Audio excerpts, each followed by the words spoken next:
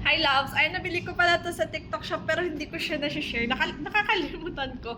Kakalimutan ko i-share yung aking bag. Ayan.